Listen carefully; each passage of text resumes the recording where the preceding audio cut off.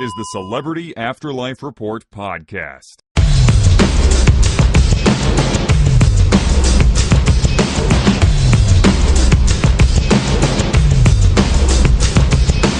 Yo, yo, yo, yo, I am the celebrity medium. Sometimes I just make myself laugh. You can do that, right? I'm here once again with another edition of the Celebrity Afterlife Report, the only show on the internet, or radio for that matter, that gives you the up-to-the-minute gossip about all your favorite deceased celebs. Got some new arrivals this week. Got some catch-ups on other things. Catch-ups? That's a word too, right? I think so. All right, anyway, we got lots of stuff.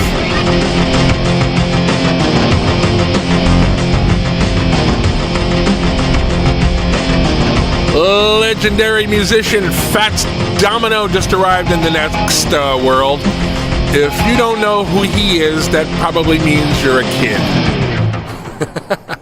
He was one of the first generation of rockers back in ye old days. Ye oldie, that has an E on the end of it there. Old ye and oldie, both have E's.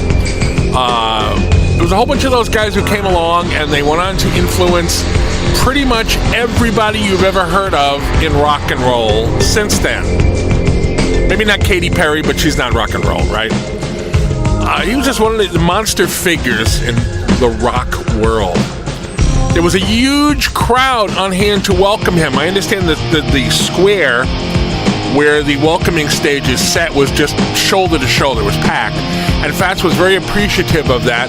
You know, like a lot of the guys from the early days of rock and roll, he didn't make the kind of, I mean, I guess he was well off because of royalties on a lot of his early stuff, but, you know, he wasn't like a gazillionaire, you know? So I guess he was really happy to get that kind of appreciation at this late date. Back in August 2005, he lived in New Orleans, and his house was destroyed by Hurricane Katrina.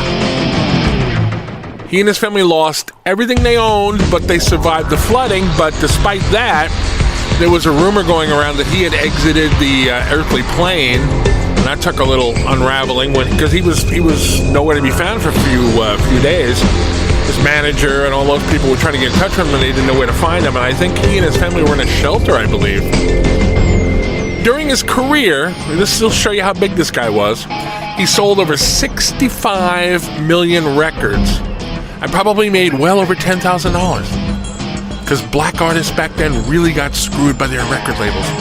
He also had several top 40 hits, and they had thoughtfully put a piano on stage for him for his welcoming ceremony, and it didn't take a lot of cajoling to get him to sit down and play some of his songs, including the biggest one he ever had, Blueberry Hill. I found my thrill, you know that one? He was honored by the Rock and Roll Hall of Fame in 1986. That was I think that was the first year of the Rock and Roll Hall of Fame. So he was one of the early inductees, and after the little mini show he did, he kind of laughed and said to the crowd, "Where does a fella go to get a record deal around here?" And then somebody explained to him that there is no monetary system in the afterlife, and money isn't needed. And Fats said, "I like the sound of that." Probably because you can't get screwed, right? There's no money to screw you out of. So when he walked off stage, backstage, there was a crowd of famous rock musicians who now live in the afterlife waiting to meet him, shake his hand and pose for pictures and so forth. And my sources tell me that a lot of them wanted him to appear with them on stage. So he's obviously going to have a continuing career in the next world, and I imagine he's going to be a big star once again.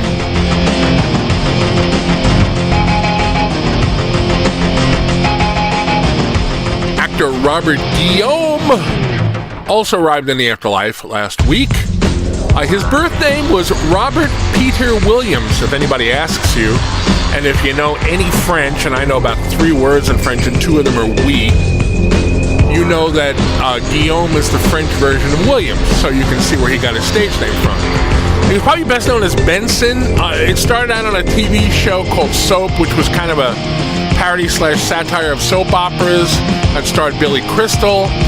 And then there was a spin-off that he was the star of called Benson, that obviously he was the lead character in, and he was also the voice of Rafiki in the original version of The Lion King.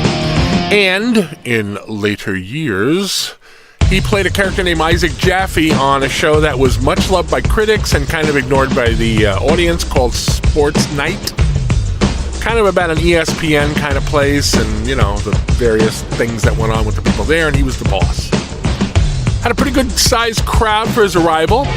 He was very warmly greeted by those on hand, and after he got off stage, he was approached by Gorilla Monsoon, which to this day is one of my favorite names of all time. I love the name Gorilla Monsoon. I wish my name was Gorilla Monsoon.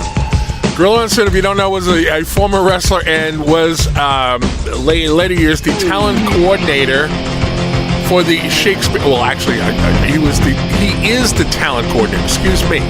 He is the talent coordinator for the Shakespearean acting company owned and operated by Vince McMahon Sr., who is the father of the current chairman of World Wrestling Entertainment. And my sources are telling me that the elder McMahon Sr., offered Guillaume an acting job with the company. So, understandably, Guillaume said, well, tell me about the company. So, Gorilla Monsoon proceeded to explain it to him. And Guillaume laughed when he was told that it was composed largely of the cast. The permanent cast of the company is composed largely of ex-professional wrestlers, although there are a few other people in there. He kind of laughed and he said he'd kind of need to see a production by it before he could consider the offer, which is probably a polite way of saying, this sounds nuts, I don't really want to do this, but, you know, I'll watch a show and see. So Monsoon offered him front row seats for an upcoming performance of their version of The Taming of the Shrew, starring Joni Laura. Joni Laura was a wrestler named China, and she's kind of a beefy gal, and I don't mean fat, but she was very muscular for a woman. But despite that, because you wouldn't think that would work at all, she's been getting terrific reviews as the lead in The Taming of the Shrew. The critics just love this production of it, and specifically love her, so we'll see where this whole thing goes.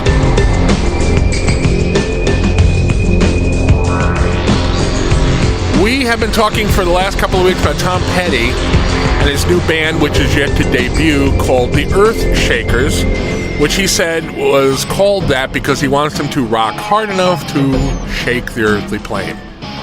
We have known since last week that the drummer in the band is going to be John Bonzo Bonham of Led Zeppelin fame, and we've been wondering who the bass player will be because Petty had said that he had a bass player and a drummer ready to go. All right, drum roll please.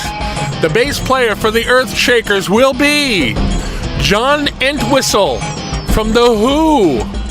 Some people have called Entwistle the greatest bass player in rock and roll history. You may have a dispute with that, but, you know, some people, hey, what can I tell you?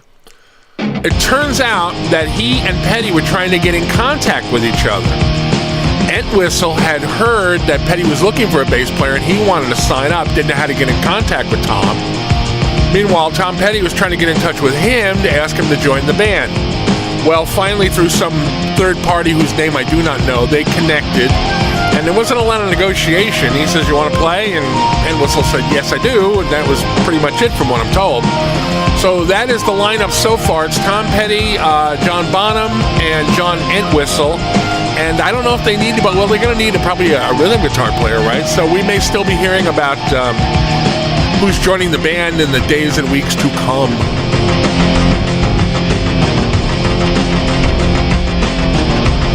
All right, lastly, you know, or you should know, because I've been telling you about it, damn it, that Fred Trump, father of President Donald Trump, and Fred's best friend forever, Charles Lindbergh, the pioneering aviator who was also a Nazi sympathizer, they were on a stadium tour promoting President Trump's presidency, which is dumb because nobody in the afterlife can do anything to influence what goes on the earthly plane.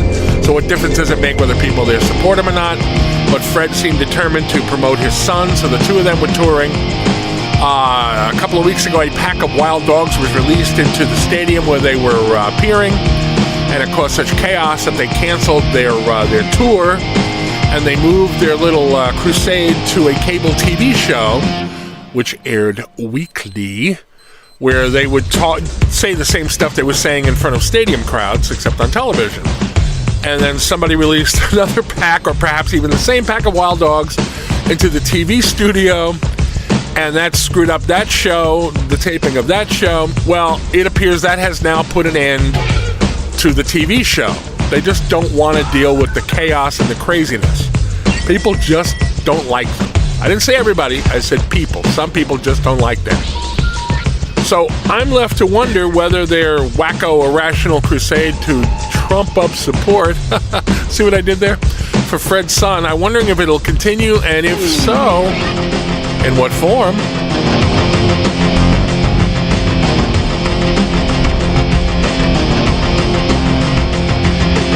All right, that's enough hoopla for this week. I am finished. I will lock up the Celebrity Afterlife Report studio until next time, when I'll be back with another roundup of the up-to-the-minute gossip about all your favorite deceased celebs. Tell your friends, your family, your neighbors, whoever. Packs of wild dogs if you encounter one. That show can be found on the App Store, the Apple deal. It can be found on the Google Play Store. It can be found on YouTube. And, of course, it can be found on KHON Radio, AM 1630 in the sunny city of Los Angeles, on a show called Inspirato Projecto Radio, which airs Mondays at 1 o'clock in the afternoon, and we thank them so much for doing that. We love you. We love you, K-Chunk. Okay, I'm done. I am the celebrity medium, losing my mind. I'll see you next week. Thanks for listening.